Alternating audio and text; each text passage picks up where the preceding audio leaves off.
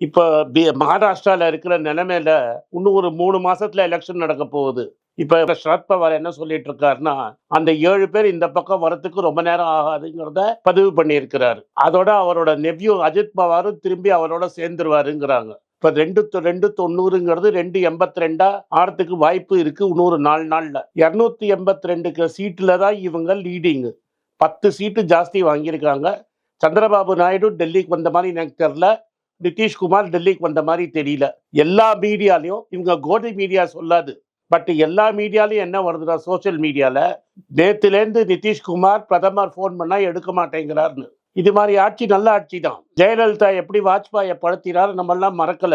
இந்த வாட்டி ஒரு வாஜ்பாய் மோதிக்கு டார்ச்சர் கொடுக்கறதுக்கு 2 பேர் இருக்காங்க. ஒன்னு சந்திரபாபு நாயுடு, நிதிஷ் பாபு. நிதிஷ் பாபுவை இந்த எலெக்ஷன்ல எவ்வளவு அவமானப்படுத்த முடியுமோ அவ்வளவு அவமானப்படுத்தினார் மோடி. இதெல்லாம் நிதிஷ் மறந்துருவாருன்னு